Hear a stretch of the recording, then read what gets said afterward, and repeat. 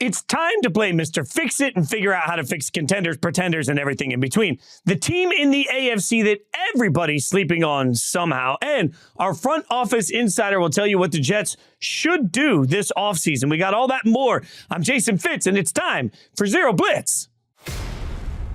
By now, you know the drill. It's Zero Blitz. Blitz with Fitz. I don't know. There's so many creative ways we can do this. I'm reminded it rhymes every single week. I'm also reminded I got awesome friends because one of them hanging out with us now. You can check out This Is Football on Omaha Productions. That's the only way I'll ever say it. Kevin Clark joining us. You see him on Around the Horn. You see him, you hear him on ESPN. Like, you have just become, right at the time I left ESPN, you came into ESPN. I think it was a conspiracy theory because we were meant to work together like some glorious tandem, but instead you've just grown into this massive star, my friend.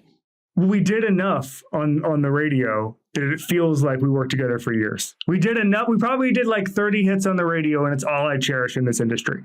Well, all is a little bit. You know what? I'm not even going to correct you because it's probably the single 30 greatest hits of all time. I'm just like, we made a greatest hits album, maybe all years. Yes, congratulations. But the reason I have you on here is because you're brilliant. You know more about football than most people ever could pretend to, and you're fun. And I'm ready to have a little bit of fun because this is what we're going to do this week. I'm calling it Mr. Fix It. Okay, so here's the goal. We're going to fix people's pathetic teams, including my own, but we might even fix some contenders. We're going to find ways to fix things and just make it right. Now, this could include a real fix. For example, suck enough to draft a quarterback. Get this one guy is going to make it. Hire this one coach. If you have something smart and, really insightful you want to say, bring it. Or it could just be, get a voodoo doll and pray to the football gods. We fall anywhere in between. Are you ready for the challenge of, are you, first and foremost, you handy? Are you good at fixing? I'm terrible at fixing things. You good at fixing things? It depends on what it is. I'm actually not bad. I usually figure out technology. I'm not good at like the hardware type stuff. By the way, we just bought a house and they were like, the previous owner was a real Mr. Fix-It and everything is completely broken. So I'm like, well, how much of a Mr. Fix? There's a difference between being a Mr. Fix-It and being a good Mr. Fix-It. I'm not going to pretend like the previous owner of our house. Yeah. Okay. So when I bought the house I have in Connecticut, it had just been flipped by somebody that was also good at that sort of stuff. Some problems, by the way. Nobody's great at that, I think. But then the other part is I got the same sort of thing. It's like, well, they fixed it. I'm like, cool. Can I get their number to call them when they're like, because I don't know how to, you know what I know how to do? I know how to text a buddy and say, do you know someone that can caulk? There are things I'm good at. There are things I'm not good at. But we're going to be good at fixing football. We'll say it that way. I feel like we. Oh, sure. Okay. This is good. All right. Let's start with, I'm going to start with this one because I'm going to throw Stone, our producer extraordinaire, under the bus a little bit. We finished a taping the other day and we were working on a show and he said, man, mics are off. You can be honest. You hate the Patriots, don't you? I do not hate the Patriots. I just want to point out that the Patriots suck. All right. The Patriots are bad. And for all these years of this guy's I just think that we should treat them with the same level of suckery that we treat all the other teams that suck. So let's start with the Patriots. How are we fixing New England? Okay. So it's a multi-step process. I don't trust this version of Bill Belichick with a top 2 quarterback, which is where we're headed towards. They are currently 2-10. They are alone in second place for a Drake May type if they don't get number 1. I do not think the Carolina Panthers are going to win a bunch of games and get them to the Caleb Williams sweepstakes. So let's assume they get Drake May. I don't believe in Belichick's ability to build a skill group. I don't believe in his ability to hire and fire coaches at this point, given what he did to Mac Jones.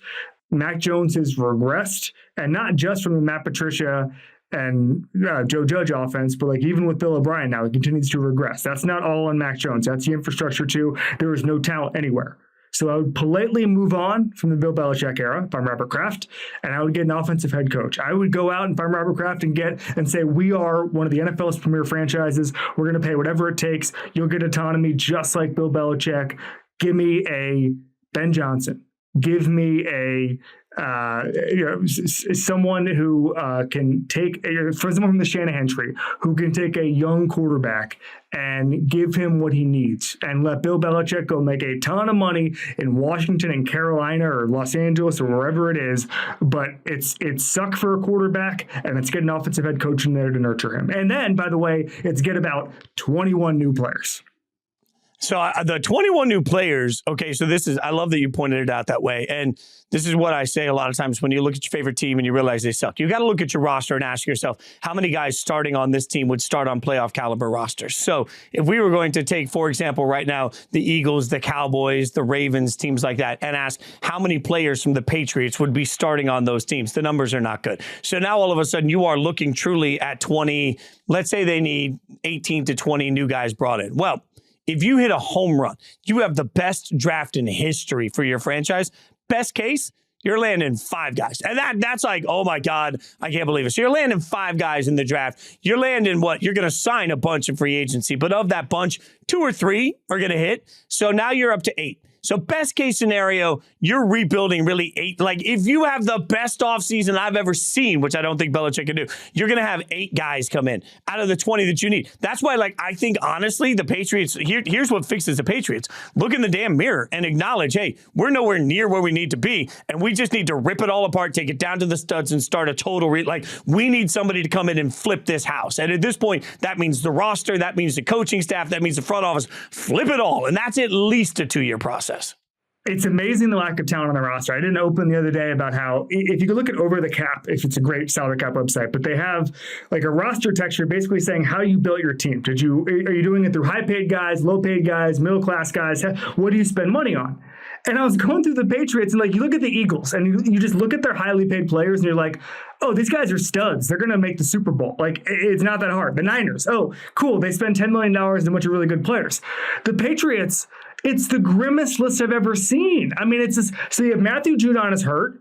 And then you have Hunter Henry, Trent Brown, Devin Godja, Dietrich Wise, David Andrews, Kendrick Bourne, Jonathan Jones, Riley Reif, Juwan Bentley, Juju Smith-Schuster, Adrian Phillips, Mike Gesicki. Sorry to go through it, but I had to go through the entire list. Where are the good players outside of Matthew Judon on that list? That's how they spent their money. Get rid of them all. Okay. What about, I know there's some ownership complications to this. What about just firing everybody and letting Brady take over? Just make Brady the czar of the New England Patriots. Come on. Well, I mean, the Raiders deal hasn't been approved yet. Here we go. I mean, look, I just want to say Brady because that means people will click in this. Now people will be like, oh my God, did he just suggest something with Tom Brady? Suddenly, boom, the views. Look, I don't think there's a good solution. And I'll tell you, I'll do this story time with Fitz. All right, we're going to do this. My first ever NFL game too that I went to in person. I was a little kid. We'd moved from the West Coast to the East Coast. I was living in New England. We went to a Bears game. It was the Bears Patriots game at Old Foxborough, right? So this is because I'm old Foxborough. And I remember walking in and like, it was the first time the Bears had been to Foxborough, even though it had been many years. First time they'd been to Foxborough since the Super Bowl where they absolutely destroyed the Patriots. Everybody was wearing these shirts, and from the front, like it had a bear and a Minuteman behind it waving, and it said, "Hey, Chicago." And on the back of the shirt, it said, "F the Bears." And you could see that the Minuteman was wildly appropriately not wearing pants. All right. So it was a very graphic shirt ingrained in my head from a 10-year-old. I remember this. But the other thing I remember is that I was sitting in Old Foxborough surrounded by thousands, like not tens of thousands. Like nobody was there because the Patriots sucked. The hardest part about this is that there's a whole generation that don't remember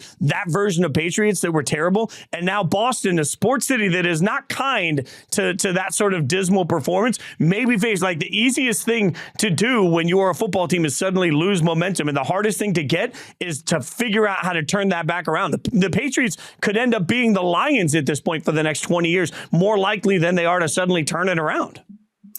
It's a completely different situation, obviously, but I have a hard time talking to my relatives who were from Washington, D.C., about the Washington football team and what they used to be like and how it was a region-wide phenomenon and how, we went to this NFC title game. And then it's like, what planet were you on? Because I was born in the late 80s and I don't remember any of this stuff. Like I remember overpaying Deion Sanders and Bruce Smith. Like that was my first memory of these teams. And it's like, all it takes is a couple bad years and you get on this trajectory and never get back. I completely agree with you. Washington is a great example. I graduated from high school right outside of D.C. And when I moved there were houses that were painted the color of the Washington football team, like flags everywhere. There's a 20-year season ticket holder waiting list, and now it's like they're saying, "Oh God, please take these tickets." Anybody let's stick with the Commanders for a second. All right, let's fix them because obviously new ownership coming in, and maybe that eliminates their need for a voodoo doll. I think Washington fans are just happy Dan Snyder's not in the building anymore, and they don't have to worry about glass staircases. So, how do you fix the Commanders at this point? Okay, so you do fire everyone. I don't think that's much of a debate. I don't think Josh Harris needs to be told to fire Ron Rivera. I think everybody kind of knows where this is going. I do not think Sam Howell is the answer at quarterback. He's got great counting stats because he's throwing the ball a lot, but that's not. If you're trying to win a Super Bowl, you're not going to assemble a roster that is such that Sam Howell's going to get you there. So I think Sam Howell's going to have a very nice NFL career. He's not a franchise guy. So, first of all, my head coaching candidate above all would be Mike Macdonald, the defensive coordinator in Baltimore. It's already in the area. He is as flexible in mind as there is in the sport. He's a young guy. I've only briefly met him, but he feels like kind of the type of guy you want leading your franchise. I think they want analytics. Josh Harris did the process. That's kind of his deal. He comes from the hedge fund world, or private equity world, whatever. Finance world, we'll just call it one big umbrella, finance world. They want analytics. And so they're going to want that kind of approach. Forward-thinking, young, dynamic, understands the modern game. I've always felt that we overrate what analytics in football means right now, because even when we say like, oh, Kyle Shanahan's a young guy. Well, Kyle Shanahan still came into the NFL in the late 90s as a coach, and when nobody went for it on fourth down, it was all ground and pound type stuff. His father obviously valued the running back as much as any human being on the planet. And so you get into, and McVay same way, like these are still old souls. And so in order to get like even more modern than that, you actually need really young guys. And I kind of feel like Washington might be the first team to actually go with the legitimate youth movement, both in the front office and with the coaching staff. Okay.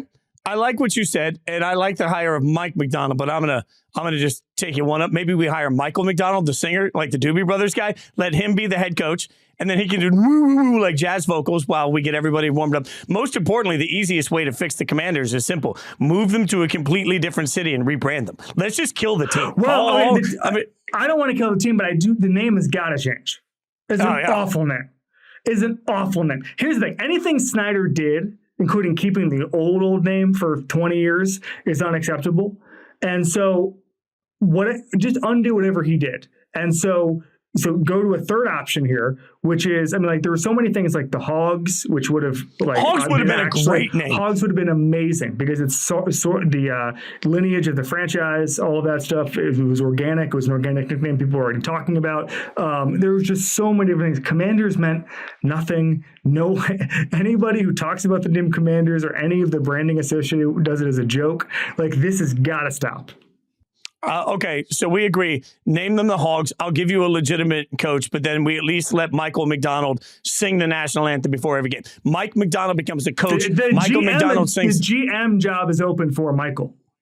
Okay, now we're talking. So Michael and Mike work together. It's harder to have a youth movement if Michael Macdonald was on the sideline. He can be upstairs. Remember, because if they strike out on Belichick, he would be like an older figure who's kind of seen it all. And you could bring him in, that kind of thing. He could just sit back in the office and play like the jazzy chords while everybody walks through. All right. So we've now fixed the Commanders. We've fixed the Patriots. How do you fix the Bears other than just thoughts and prayers? There's so much. And as we try and fix the Bears, can we acknowledge that this just sucks for Chicago? Like, Chicago is such a great sports town. They're there's an aura to I'm older than you, but I still remember that era of, Bears dominance that just resonates for so many people that are my age. Like, it just sucks to watch this version of the Bears. How do we fix them? All right. So unfortunately, the answer is another coaching change. And then I'm of two minds here. So they have pick 1 and 5 right now. I kind of feel like they're accidentally going to get good. I know that's a dangerous thing for the Bears to hear, but they're accidentally going to get good if they take Caleb Williams and then Brock Bowers, Marvin Harrison, one of the tackles, whatever. Like, they're going to get 2 premium guys. Are we sure that they shouldn't control the draft even more by picking 5, but then trading down to 3, 4, 6, something like that, and just having more first-round picks than you could possibly imagine, and rolling it back with Justin Fields. Because let me tell you something. I understand that Caleb Williams is a quote-unquote generational prospect, and that Drake May is supposed to be one of the best prospects in a long time, et cetera, et cetera, et cetera.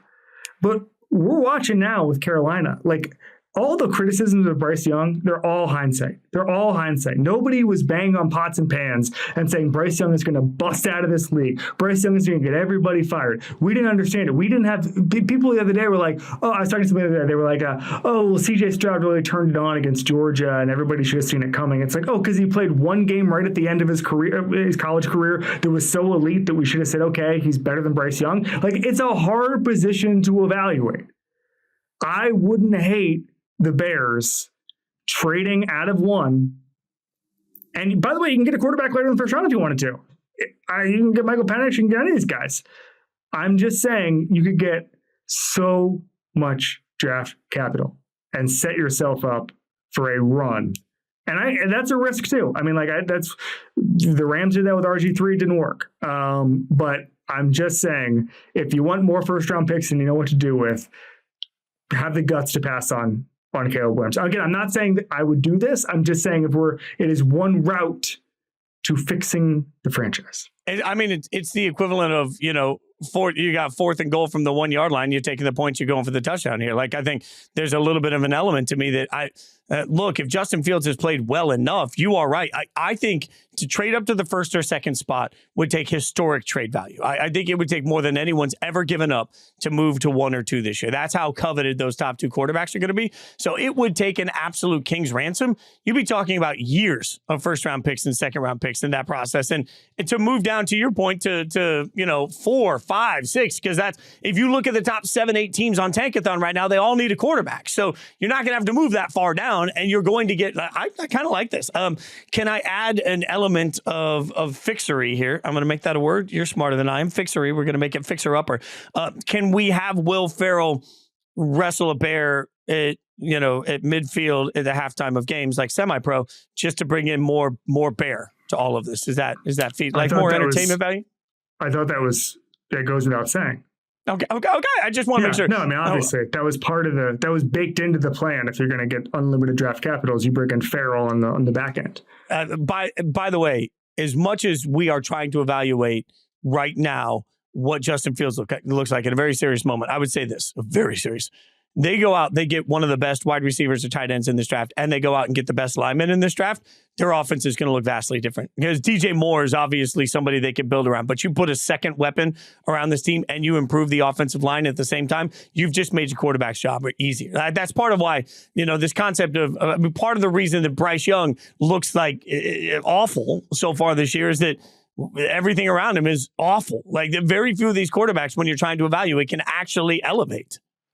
Completely agree. And people made that point to me, like, what would CJ Stroud look like on Carolina right now? He wouldn't look as good as he does in Houston because he wouldn't have a line. He'd have receivers randomly jumping out of bounds. Like, that's why I'm saying, like, sometimes infrastructure matters more than the pick. So, I think infrastructure for a young quarterback, I think there aren't many better opportunities than, let's say you just walk in day one and you're throwing to Devontae and Jacoby Myers and Hunter Renfrow. Maybe you're handing off to Josh Jacobs because the new regime works out a contract situation. You help the offensive line a little bit. You bring a young quarterback into that. Like, I've just fixed the Raiders for you. All they need is a generational quarterback that is in the same category as Mahomes, and I'll be just fine. Like, I feel like that's a pretty simple one. Easy. We fixed it. All right. So now that we realize that's not going to happen, is there another way that you would fix my beloved Raiders? Wow. All right. So you're the expert here, not me. Has Antonio Pierce done enough because the original sin of this particular era is that they passed on Rich Bisaccia, who the guys wanted to play for, who got them into the playoffs, who took a ship that was sinking and righted it. Antonio Pierce looks like he's doing something vaguely similar without the playoff spot because they were just a little bit worse. Is there a case to be made that you keep him? Here's the thing. I want the best guy or girl to win the job, not the best feeling. And my problem with this is it's almost impossible to evaluate smartly because of Bisaccia. Bisaccia was such a miss not keeping him around and so beloved in that moment by the players. Like I talked to Max Crosby a bunch after that, and it was very clear how much those guys loved him. What I don't want to do is hang on to Antonio Pierce because you screwed up Rich Bisaccia. That doesn't do the process justice either. You've really got to go out and do a wholesale, like, who can that guy be? The only problem is, like, to your point with quarterbacks, I think coaches are the same. So you're rolling the dice. Like, do any of us really know if Ben Johnson's going to be a good coach? Maybe. Like, we know good offensive coordinator, sure. Does that mean great head coach? I don't know. Like, is Harbaugh going to come back to the NFL and be worth it? I don't know. So, like, I'm squarely in the, I think if Antonio Pierce continues the rest of the year to be wildly competitive and pulls off an upset, I think he's going to get real consideration for it. But it won't matter. Like, you've got to have a coach-quarterback combination for the next 10 years that's better than Andy Reid and Patrick Mahomes if you want to consistently be the best team in the division. That's a tall ask, man. I think you're talking about one of the best ever combined with one of the best ever. Does Antonio Pierce strike me today as being on the same level as Andy Reid? No, but it's early. Yes. And I also think you just need to do something different in that division. And I don't know what the pathway towards them becoming an elite franchise is, but I do think that it starts with having an identity, being tough. I mean, like, Max Crosby's the kind of guy, I know this sounds like a cliche, but like, and it would actually probably be really bad if they had 22 Max Crosbys because there'd be real problems at the skill positions and at quarterback. But like, having that sort of edge all around can help you. And there's a lot of ways. I think in this era of football, we just look and say, what are the quarterbacks? What are the skill guys? Let's go. I think in this era, there are multiple ways to build a winner, and I wouldn't necessarily just try to go to the Chiefs route every single time there's an opening. So, I mean, a regime change in a quarterback is what fixes the Raiders. Other than that, I don't, the actual, I don't know what else to say about my beloved Raiders other than they're stuck in the world's most difficult spot as a team. They're stuck in that, like, they're not terrible enough to be really terrible and they're not good enough to be good. So every year you're just hoping that the 10 guys you bring in this year make a little bit of more difference than the 10 guys you brought in last year, which is maddening and beating your head against the wall unless you have a quarterback. And I don't think Aiden O'Connell. I think Aiden O'Connell's been cute. Like, it's been nice. Like, that's been fun. I just don't think I'm not looking at Aiden O'Connell saying, oh yeah, there's a top 10 guy in the NFL for the next 15 years. Yeah, and they're going to be picking outside the top 10, especially if Pierce closes strong. So you're kind of dealing with the Bo Nix, J.J. McCarthy, that level of quarterback. And it'll be interesting to see if they want to dip their toes in those waters or go with another veteran. All right, so let's fix another team that I know too much about because of my years in Nashville, and that's the Titans. But here's what's interesting. I want to start here. So I was doing a radio interview with the ESPN 102.5 The Game, ESPN radio station in Nashville last week. The rumors are rampant in that city that Rand Carthon, the GM, and Mike Vrabel, the head coach, absolutely can't stand each other, that there's a divide, and that in some ways Mike Vrabel wants out so he can go become the coach of the Patriots. Here's the weird part for me. Like, Vrabel's done an okay job. Like, it hasn't been bad, but Vrabel hasn't been like some lights. I'm not looking at Vrabel saying, oh my God, blow everything up, trade for that guy, give up whatever you have to. Am I missing something in your mind on Mike Vrabel for the Titans?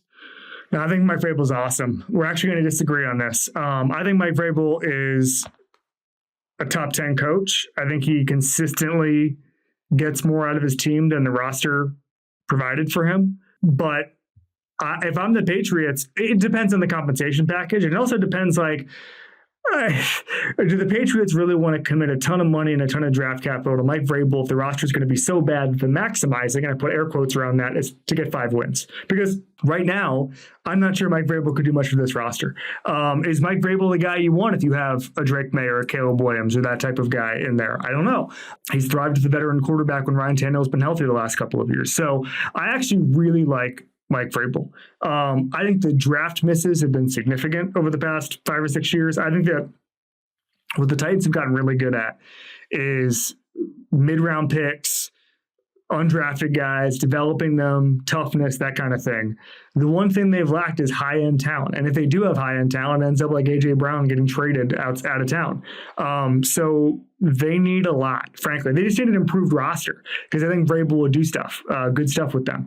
I would try to hold on to Vrabel if I was the Titans. And if I was the Patriots, to me, I'd rather have Mike Vrabel than any of those assistant coaches we named. I think the answer to fixing the Titans is simple.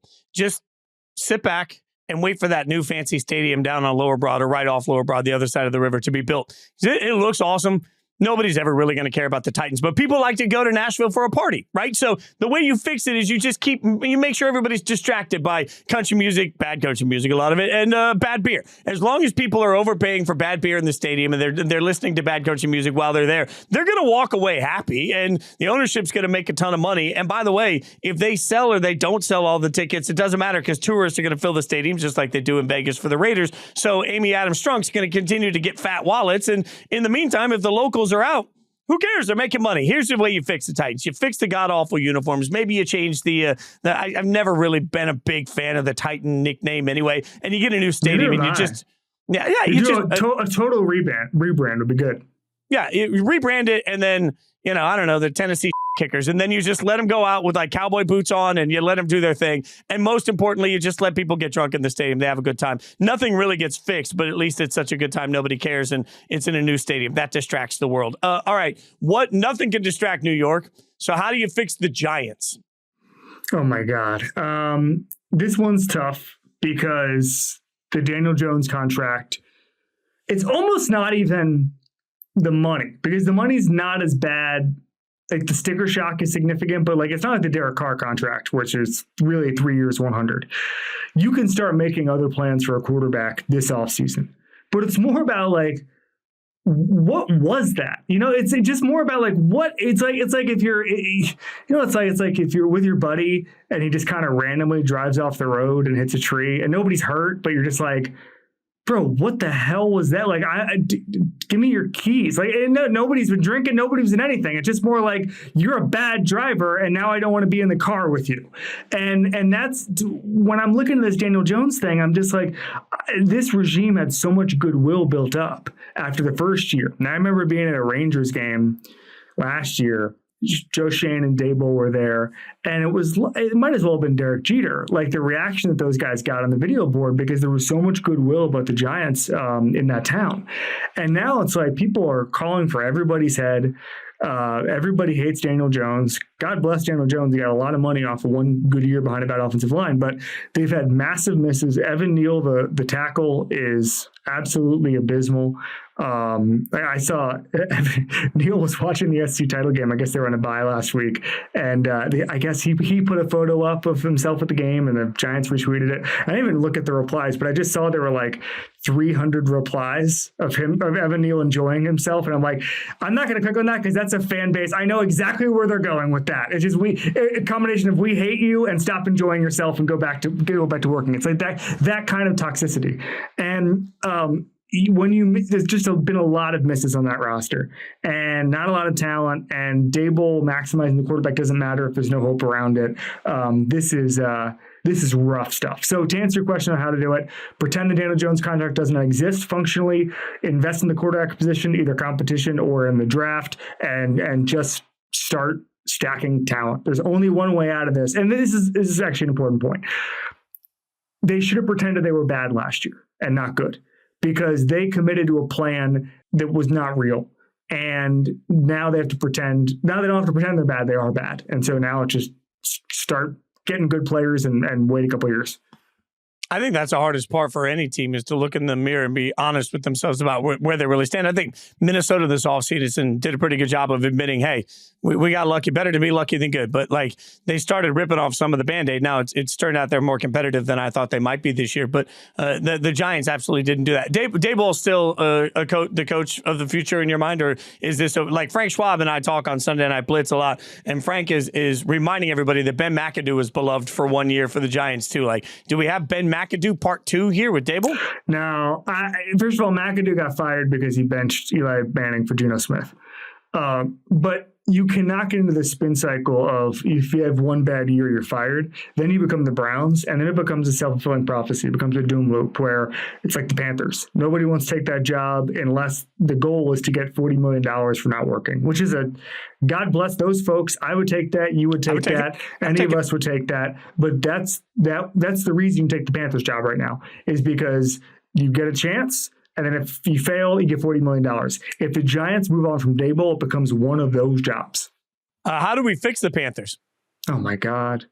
I have the answer. So David Tepper is going to think it's hiring Bill Belichick and then moving to Bermuda and not following football. I tend to agree. I don't know if Bill Belichick is the force for that. Like, if he's the guy, if I was going to do anything, I would turn it over. Like, you know what? I would actually, if money was no object and it's not for David Tepper, and it wouldn't happen because Jeffrey Lurie would say no, but I would just call Howie Roseman and be like, how's $50 million a year to run my team sound? Because everybody hates me. And it'd be great for everyone to stop hating me, and I can just outsource all my decisions to you. So, like, I would think big like that, but they're going to do Belichick. They're going to try for Belichick, and it's going to be great. All right, that feels good. Especially, I love your idea of $50 million. Like, if you're that rich, just spend whatever it takes. There's no salary cap on coaches, GMs, front office people. Like, so fix the problem. Just go spend the money. I'll give you that. I think the way I would solve it, I would relocate the team to South Carolina. I would then do a jersey swap and let them dress like Clemson, let Dabo coach him. And then I think this current roster could finish in third in the ACC. And that'd be pretty good. Like, there we go. We'll just let them finish third in the ACC. Maybe second. Where's Miami? Where is Miami? Above or below? I think I'll give Miami a little bit above. No, a little bit below. We'll give them the edge over Miami. Panthers are a 3-point favorite at home on Miami. But they're no longer the Panthers. It's just we're all going to pretend like we don't see the fact that they were the Panthers. We let them go back and play college football, and then we see if maybe and hey, they'd be helping Florida State next year try and get into the college football playoff. That's a dig that's too soon. I'm sorry, Florida State fans. I'm sorry. Okay, how do you fix the Chargers other than just the obvious of getting a Brandon Staley voodoo doll? And, actually what you do is you tell Brandon Staley what time the team flight is and you reschedule it without letting him know. And then you just fly to the game and hope that without him on the sideline, maybe you win some football games. I think Brandon Staley's a bad coach. I think that there's going to be guys who will take that job. So the Spanos family's not going to want to spend a bunch of money. They're not. But there will be guys who say, you know what? I'm going to take the best quarterback who's available to be coached rather than 7 years, $75 million. And eventually, listen, if you win with Justin Herbert, you get that kind of money. And so I don't know what that is. Is that Jim Harbaugh, somebody who's made a ton of money, who just wants to succeed at the NFL level, wants to win a Super Bowl, all that stuff? Is it that kind of guy? There's a bunch of ways you could go there. I mean, you mentioned that firing Staley is the obvious, but yes, let's stick with the obvious. It's firing Brandon Staley and bringing in a quarterback-driven coach who's going to make everything better. Because, by the way, Brandon Staley's specialty defense, it's terrible. He's supposed to stop explosive plays. They don't do that. So maybe find a guy whose specialty works. I don't disagree with anything you said. Let's look at some other things we can fix. Some, teams that don't suck or some general principles. How do we fix Thursday night football? Great question. Thursday night football has gotten a little bit better. I think teams have figured out resting and scheduling and how to install things, et cetera, et cetera. So there's a couple ways to do this. I've actually thought about this. Number one is you get one play per game where you can throw the ball forward twice. That would really open up the game. Just like, all right, this is a 15-yard throw, but then he catches it and everybody else runs down. But you only get that once. Why don't you save it to the end of the game? You could just turn off penalties. Just like Madden, you turn off penalties. That could be a nice little function. You could have no coaches, just players call the plays. Or conversely, players call their own fouls. So what about Amazon voting for the next play? You put it up on the screen, you go a QR code, and you're like, I think it should be a run. And then you let America decide what the next play is going to be, call it into the quarterback. There'd be a lot of engage 8 on defense for all the Madden heads, but a lot of engage 8, but it would be chaos. It would be. I'd say that the players calling their own fouls would be great because there'd be, and I've made this case in basketball before, especially in the last 4 minutes of the game. Because you think about the Chiefs game on Sunday against Packers, right? Obviously it was a foul, but at the same time they'd be like, "Come on, man, you're not actually gonna throw a flag on that. You're not gonna decide the game for yourselves." They'd be like, there'd be an honor there that I think would be you'd at least get to talk about it in a way that that we don't now. Now we're just like, oh, the ref said it, what you didn't say it, the pool report or whatever. It's like, no, have the players stare at each other until someone throws a flag. What about for challenges? If we actually created challenges that two players had to do against each other, and the winner of the challenge, that team wins the challenge. So it could be, a tug of war. It could be some sort of a skill game. It could be, trying any sort of it could be arm wrestling. I don't care. It could be feats of strength or feats of mental strength. Like you let, you and I I challenge to play, and that means each team sends one person out to midfield. They execute a challenge, and the winner gets the call. Now, why does it have to be Thursday and not every game? Because I feel like that should extend. They can experiment for a year with Thursday, but then you have to have that on Sunday and Monday. Here's the thing, because Thursday holds us captive. On Sunday, Monday, I can change the station. That's the other thing. If we really wanted to help us here, we'd make the game let me press one button. It sends me to something I actually want to watch. And then Red Zone, it forces the game to override. Pauses my movie. For if I'm watching Squid Games on Netflix, it pauses it and poof, pops it up for me. And now I'm seeing the game, and then I can go back to my regular. If I'm on Amazon watching Elf and he's in the middle of, I'm in love, and poof, then we see what's happening in the red zone. Then it takes me right back to, I'm in love. That's what I need. Do you actually want to know what would solve it, and they would never do it? Again, I think the games have gotten a lot better. But the thing that would solve it is going full F1 and having live streamed, mic'd up players, all 44 starters, all teams, just be able, what's going through Sky Moore's head right now? All right, let's listen to it. Wow, take my money. Can't believe you said that. Take all my money, whatever, NFL, whatever you want. If you told me there was a broadcast where I could only listen to my favorite team, but they're all plugged in for the duration of it, just whatever that dollar amount is, the answer is yes. F1 has that live, and I think people would be like, oh, well, they would talk crap about people in the NFL. No, they do that in F1. They're always like, what is this guy doing? This idiot. They're always like, this idiot can't drive. Literally, they'll say that, and imagine if that was Travis Kelce saying that saying that about Leighton Vander Esch. I appreciate that you didn't go Travis Kelce saying that against a Raider. Let's fix another team, but a good one. Let's fix the Bills, because I spent all, this is my downfall. I spent all offseason saying, look, I get that other teams are going to be better, but the Bills weren't great last year compared to the standard, and they only lost 3 games. So why are they suddenly going to lose a bunch more? Only to watch them this year just fall apart. So how do you fix it? So first of all, Josh Allen's been very good this year. Very, very, very good. The reason they've lost has been a couple of game management stuff, play calling stuff. They've missed on, it's a roster thing. They've missed on a bunch of high leverage. They're an old roster. They've missed on high leverage picks. Kyrie Elam has been a healthy scratch in some games when he was healthy earlier in the season. He was a first round pick. The Von Miller contract is an out and out bust. They do not have the roster talent necessary. So the way I view it, and I've said this a million times, so apologies if you consume all my content and you're hearing this analogy again, is I'm a huge golf fan. And the way golf worked before Liv took half of the golfers was there were 15 guys who were so good in this era, they should win every single week. And because they've got X amount of shots and they know how to drive the ball off the tee, whatever. So it'll all come down to 3 or 4 little things that would determine the tiebreaker between who would win a golf tournament and who wouldn't. And the way I view this generation of especially AFC teams is what's the difference between Joe Burrow and Patrick Mahomes and Josh Allen and Justin Herbert and all these guys? It's a couple of things. It's play calling, and it's the talent around you, and then it's how high the floor is on your defense. And right now, when all of those teams are healthy, the Bills have the worst of that group. I guess the Chargers are worse, but I'm just saying of the elite teams, the teams that actually compete for Super Bowls, the Bengals have a better roster and the Chiefs have a better roster. And coming into the season, that's the way I looked at it. The Ravens have a better roster. I don't think the Jaguars have a better roster, but they're playing better.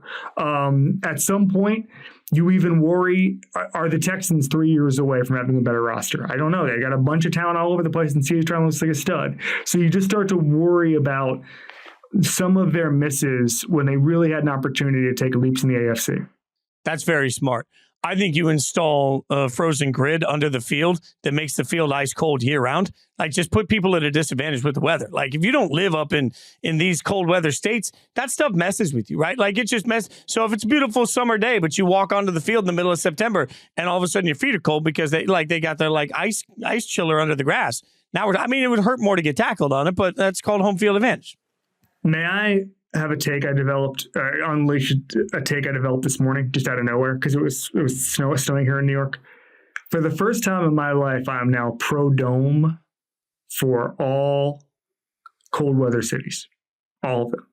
Because I was thinking, I've never had to go outside to a legitimately cold game. Any cold game I've been to, I've been in the press box. Just happens. I grew up in Florida, so every game I was in as a kid was in Miami, or was at the Citrus Bowl, or was in Jacksonville. So if it's January, it's 65 degrees. So I'm sitting there, and like I live in Giants country, and a lot of people are Giants fans around here. And I'm thinking, like, man, like at some point my son and I are going to go to these games, and I'm going to be effing miserable. And it's just like, you know, it'd be great, 72 and heated, and just like getting a hot chocolate and sitting in a little nice little climate controlled thing. Like, why am I supposed to get a third jacket to go to a football game? See, but the NFL already told you they don't care about the people in the stadium when they decided to flex Monday Night Football games, which impacts everybody that's going to it. But what did they tell you? We care more about TV. What looks better on TV than a snow game? Like, everybody buried in snow is the cool. Like, I can't stop watching a playoff game buried in snow. This is great. Like, the only thing that sucks about snow is that every time there's a snowy time, I get, greatest games in the snow, and they show me the tuck rule. And then greatest playoff games, they show me the tuck rule. And then it's like over and over and over again. But other than that, to me, snow just looks better on the field. I don't care about your comfort. I care about my eyes, Kevin Clark. I'm actually going in my first. I'm trying to think about this. I think I'm going to my first legitimate cold weather football game ever later this month when the Miami Hurricanes play at Yankee Stadium on December 28th. Oh, that's a perfect pull for you. That's amazing that they got that pinstripe bowl. That is, who are they playing? Rutgers. Yeah. Yeah, how do we like? Are you going to buy pinstripe? Like, because I know our mutual friend Mike Golick Jr. when Notre Dame did the pinstripe bowl, man, my guy came back swaggy with all the pinstripe stuff. Like, they did all. Well, that's free. That's free for Golick Jr. That's called being a star. We got to pay for our own stuff. No. Like, I mean, stars. Like, he's got relationships at Notre Dame. Now, let's not blow this up. Like, let's not blow my boy up. But also I did remind him afterwards that pinstripes not always super thinning on the figure, but still, like, it's the coolest look. Right, the Yankee pinstripe on the gear is by far the coolest look. I agree. I don't know what you could do with the pinstripes with Miami necessarily, because we have a very good baseball team. We don't really wear pinstripes. We should have script M. We have a baseball culture outside of the New York Yankees. I will get pinstripe bowl gear with Miami. Absolutely, I will figure something out. So I'm torn on bowl games because I grew up in Vegas and a big UNLV fan, and UNLV football hasn't been relevant for most of my life, and I'm not young. But they've made their first bowl in a very, very long time this year, but it's December 26th in Arizona. So, like, this sucks because it's not like I can get from the East Coast to the West Coast easily. And in this first bowl game, they're playing Kansas, coached by Lance Leipold, who I've been friends with for 20 years at this point. Like, I met Lance when Lance was the coach of University of Wisconsin Whitewater. We met backstage at a Phil Vassar country music show, and we've been close friends ever since. So now my close buddy's taking on the team that I grew up rooting for, that I've joked about being irrelevant forever, and they're playing on December 26th, the day after. Like, I'm not flying out to Arizona for. I feel terrible, but I can't fly out to Arizona for a bowl game on the 26th. The night before the Super Bowl, the Killers played a concert for select folks in. Where was the Super Bowl? Phoenix. And I was there. And Brandon Flowers, the lead singer, told a story I did not know, that I'm sure you're familiar with. He said that, obviously they grew up in Vegas. And he said that, in Vegas, nobody cares about pro sports. Nobody cared about pro sports. And he said, but every Sunday, we sat there and watched the Eagles, because the one team we do care about is UNLV. And the one player we cared about was Randall Cunningham. And everybody loved Randall Cunningham. And I'd never made that connection. And so he announced that he was rooting for the Eagles because of that. Yeah, Randall Cunningham. So he's a golden god to the city of Las Vegas. By the way, Vegas, the host of the Super Bowl this year, you'll be there. So I will be there. I will be there for Super Bowl week as well with Yahoo. So maybe when you get those party invites, you get a buddy up for your +1 area. Just let a guy tag along. Like, I'll be the guy in Miami Hurricane pinstripe gear. You can't miss me at the Sports Illustrated. They still do that? Is that AI? Sports Illustrated party? Yeah, it's a fake party, but they tell you about it, but it's totally fake. Look, you are not fake. Kevin Clark, be sure to check out This Is Football on Omaha Productions. I appreciate your time. Be sure to check him out on ESPN and go out there and win around the horn every time. And when you do, be sure particularly to trash talk my buddy Harry Lyles. I don't know, like he's winning too much lately. I need to see you kick his ass. So if you could please do that. We're going to humble him. We're going to beat him in showdown. One step at a time, my friend. Thanks for hanging out with me. Awesome. Thanks, man. Never a Grinch, always the great spirit of Christmas. Michael Lombardi joining us. I know I came dressed with the great. You look proper. I look like an idiot. It's right on brand. I need your expertise, your brilliance, not just in fashion, but also in football, my friend, because you were a little ahead on the Dolphins. And I think people are alarmed right now to see Miami sitting at the #1 seed for the AFC. You saw it coming. What have you seen from the Dolphins? Well, I think you got to go back to the Vic Fangio hiring, right? Vic Fangio sat out last year, was in South Florida, was helping out the Philadelphia Eagles as kind of a consultant. And he was helping the Eagles offense actually understand the defenses that they were attacking. And the Eagles were prepared to hire Vic, but they didn't think Jonathan Gannon was going to get a head coaching job. And at the last minute, when Carolina thought they had a deal with Vic, Miami jumped in and made a better deal with Vic, and that changed the whole landscape of their team and their structure moving forward. Philadelphia, one of the reasons they fired the tampering charges against the Arizona Cardinals was because they didn't anticipate they were going to lose Gannon. And when they did, Vic had already signed a contract. So Vic Fangio going to Miami was significant in the offseason. It didn't get discussed like player transactions, but it was significant. And it's taken a little bit of time for him to install a system, for him to get comfortable with the players, understand their strengths and weaknesses. And then, of course, getting Jalen Ramsey back made a big difference. But this is a physical front, and it's a front that's really hard to block one-on-one. And it's a front that has a lot of problems when you can't be two-dimensional. When Vic takes away what you do in the run game and then he puts the pressure on you in the passing game. Last week was the perfect example, Jason. I mean, he knows that Eric Bieniemy is going to call passes till the lights come on. I mean, he's just going to keep calling pass.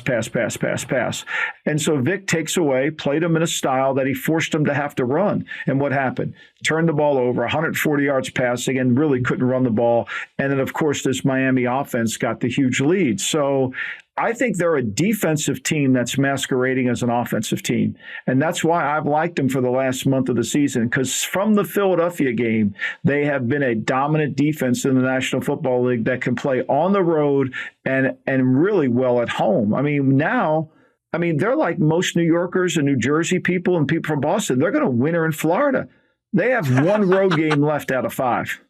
Walk me through I love your analogy, by the way. Walk me through the Fangio hiring a little bit, because I think this is interesting. We're used to player personnel people having sort of a short list. But when you talk about coordinators, like this year, we've seen coaches get really tied to coordinators in ways that may have hurt their teams, cough Steelers, right? So you start to think about what it takes. Like, what's that conversation? As a front office guy, do you have a short list of people? As coaching staff, do you have a short, how do you know who to bring in?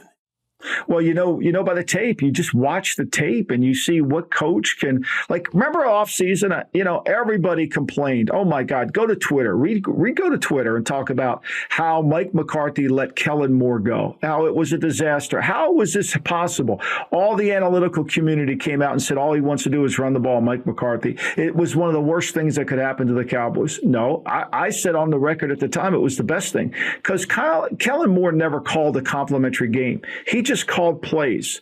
And so what you're looking for is a coordinator that understands situational football, that understands the game and is more worried about winning than collecting yards. Washington's only worried about collecting yards. They don't do anything offensively to help their team. They get the quarterback killed. They throw the ball almost every single down, and everybody says, look how well they throw the ball. But they can't win a game. They actually were a better offense with Scott Turner, even though the numbers don't back it up. But they could win games because they slowed the game down. Football is a complementary sport. It requires three things to come together all the time. And I think when you have a guy that calls plays and doesn't work within that framework, remember this, Jason, there's only one person in the entire organization, one, who's paid to win. That's the head coach. The offensive coordinator, he can get yards, touchdowns, first downs. He's going to get a head coaching job. The defense coordinator can stop yards, can stop touchdowns, and turn the ball over. He'll get a head job. They're not winning. Doesn't matter. I mean, winning doesn't mean Matt LaFleur got a head coaching job. They didn't win. They had one of the worst third down teams in Tennessee football history, and he got a head coaching job. So that doesn't matter. What matters, and that's why the head coach has to control it. That's what you look for, somebody who understands it, and Vic really does. It's interesting when you say that. I'll use a music analogy because, like everybody, I'll go back to a famous guitar solo, Hotel California. I say this all the time. Like, one of the best parts about Hotel California is that everybody knew exactly what their job was. Like, which guitar player was going to take which part, which guitar player was going to take a secondary part. If you think about a guitar solo, if everybody involved in the entire band plays as many notes as possible, that guitar solo is going to sound like trash. You got to know when to lay out and when to shine, right? Like, it's a weird thing in music that we're used to. I just think we should look at it more when we talk about coaching staffs coming together, because it's got a lot of personalities. Everybody's got to know exactly where they fit and exactly how their role fits in that. Well, you're putting together a band. That's what you're putting together, a band. I mean, look, I know you're not a huge fan, but Springsteen talked about when he was looking for a drummer. You know, he didn't want the greatest drummer. He wanted somebody who was going to fit into the band. And that's important. And that's coaching staffs too. You got to have somebody who doesn't have a hidden agenda that's going to try to. And I think Miami is prime for it. And what Vic has done for McDaniels has made him a better head coach. They run the ball more than they did last year. Well, look, and by the way, when I was touring with the band Perry, at one point, one of our guitar players just didn't want to tour anymore, so we quit.